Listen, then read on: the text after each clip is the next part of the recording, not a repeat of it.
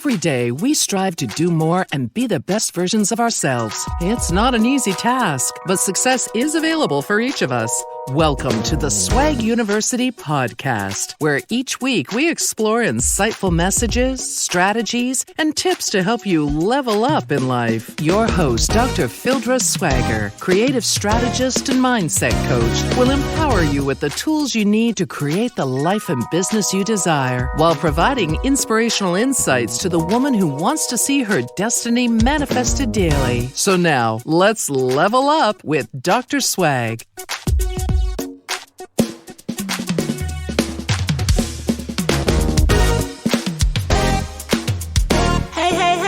It's your girl, Dr. Swag. I hope you are having a wonderful day. As always, it is good to join you in this conversation. So I just want to remind you, or maybe even introduce to you, that the Boss Chicks Inner Circle group coaching program is off and rolling. Please visit combinedexpertise.com/bosschicks for more information. There's so much going on in the circle, and you don't want to miss out. One of the things that we've learned in the circle is that we have both CEOs and entrepreneurs.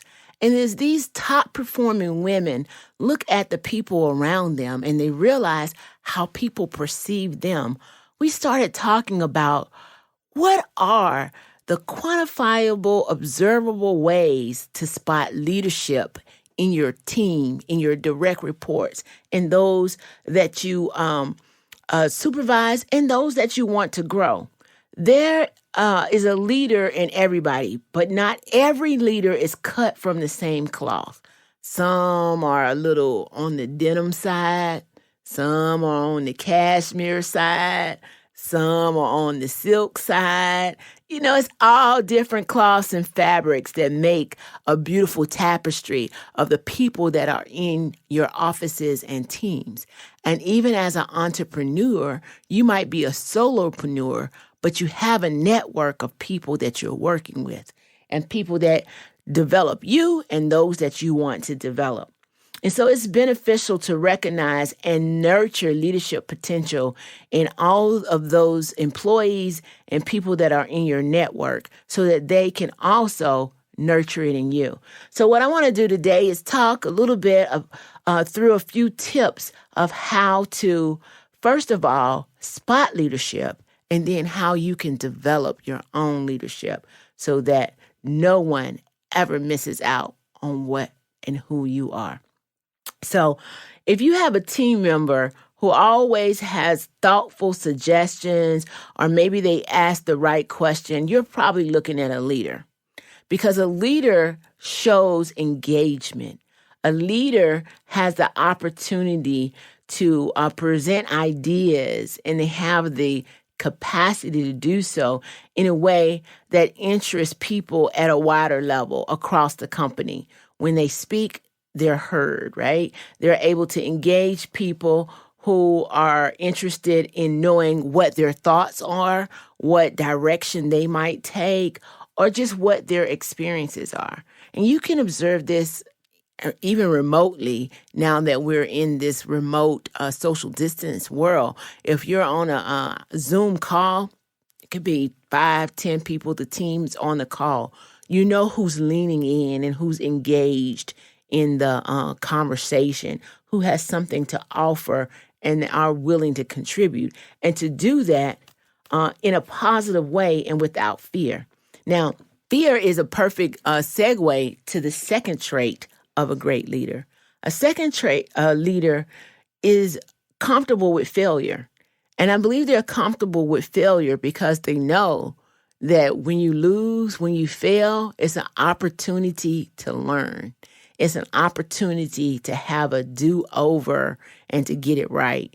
You've heard of the great leaders who have attempted to create innovation, and they spent 20 years developing it. Thomas Edison created more than 1,000 prototypes of the light bulb, but prototype number 1001 was a success.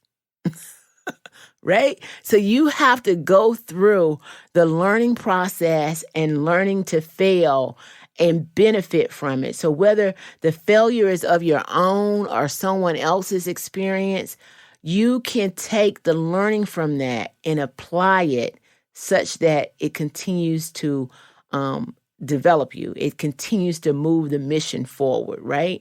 It's a self-correct and a do-over.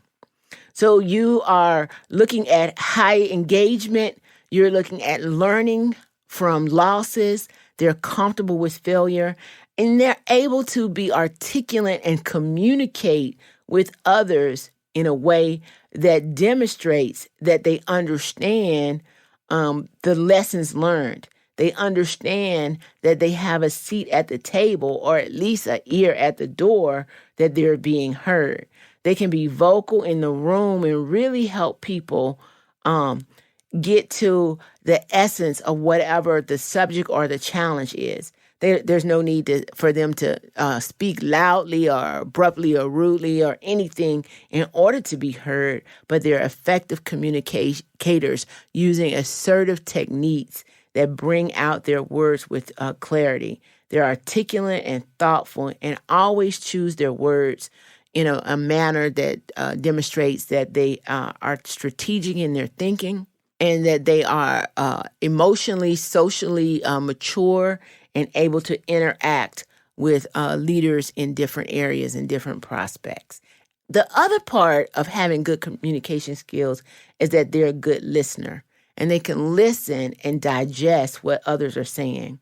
They also know that good leaders don't have all of the answers, so they're listening for ways to contribute to create more answers, and they spend time with their thoughts. They spend deliberate time working on having informed decisions and being able to create next steps.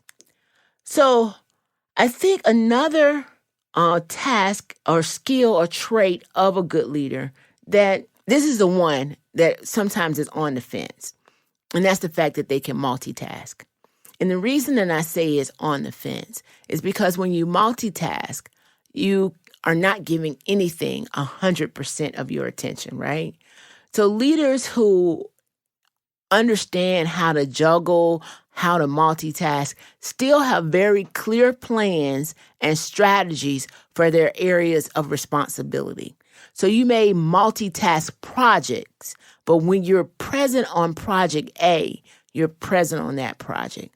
When you're engaging with a particular colleague or direct report or supervisor, manager, you're able to focus on that person.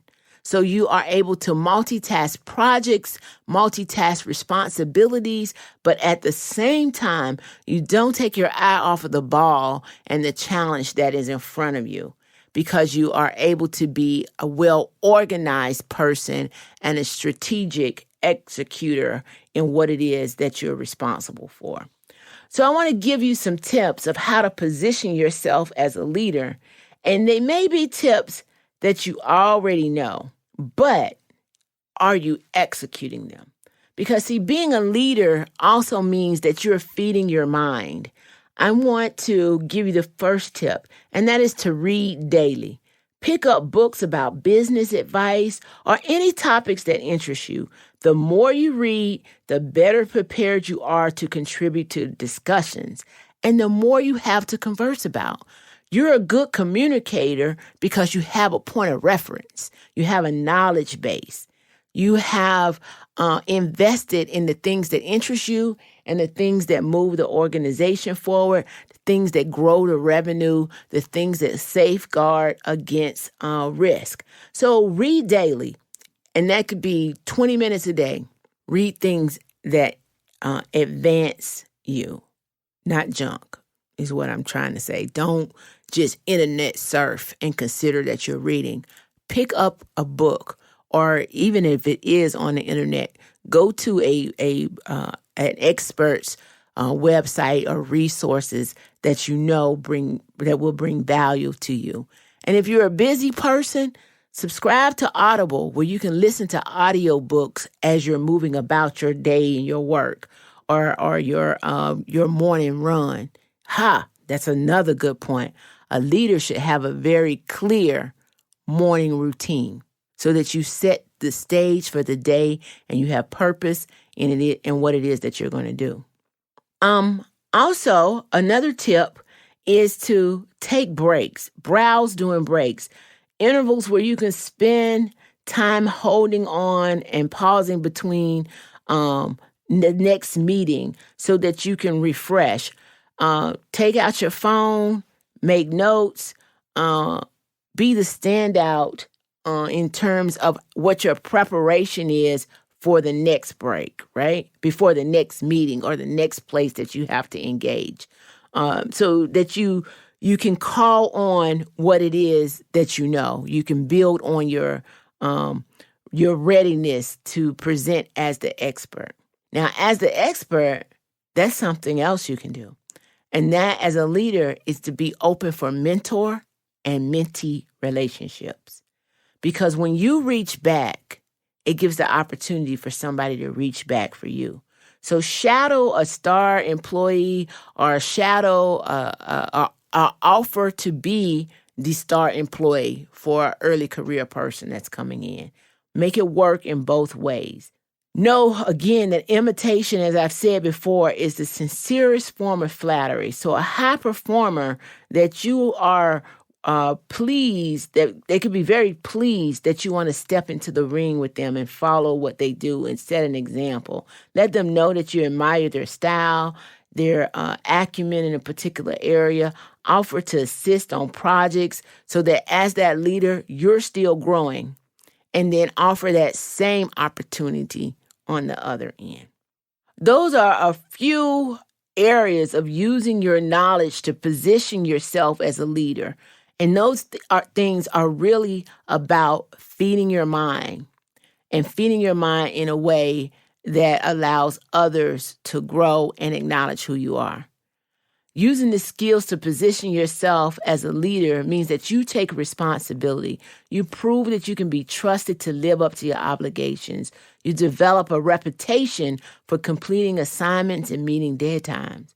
You also are able to document your accomplishments. And documenting your accomplishments means that you make a habit of really writing down your ideas and the achievements. You're looking over whatever victories the company might have and how you can use that later. Maybe you can use it in a grant application. You can use it in a speech or a presentation. You can use it when the company realizes that, hey, we have an opportunity to present for an award. What did we do in last September? What was quarter 3 like for us? If you've documented that, you have the knowledge base. And being able to bring that knowledge base to the table is very important, very helpful, right? And so leaders find ways to be helpful. And that's the last tip that I want to leave with you, is to take initiative. Be willing to go the extra mile. Volunteer for tasks that fall outside of your normal realm of responsibility. Even if it's not the glamorous thing to do, be willing to pitch in. Because when people see that you're pitching in, they'll pitch in for you. Pitch in with the sales team at the end of the quarter. Pitch in with the finance department at month's end. Do a ride along with those who are creating new programs based on what the efficiencies have in the company. Make yourself valuable to the role and to the network you're in by taking initiative to do so. So with that, I want to invite you to transform yourself into the kind of leader that other employees, other leaders, other CEOs want to emulate. They want to follow you because you have a demonstrated track record of being who you say you are. Your knowledge and skills are valuable resources that can help develop talent and inspire others. What you have, the world needs. So get to putting it in the world. Share your gifts. As always, it's your girl, Dr. Swag. Thank you for being with me today for these few comments to make you the leader and CEO of your own life. As always, remember, stay blessed to be a blessing. Until next time. Glad you joined our conversation. For more Swag University episodes, subscribe on iTunes and help us level up by leaving a 5-star review. For more information and free resources, visit our website at swaguniversity.com with 2 G's. That's SWAGG University.com. Also, follow us on Facebook, Instagram, and Twitter to keep the conversation going. Until next time, we hope this episode has inspired you to manifest your destiny and level up.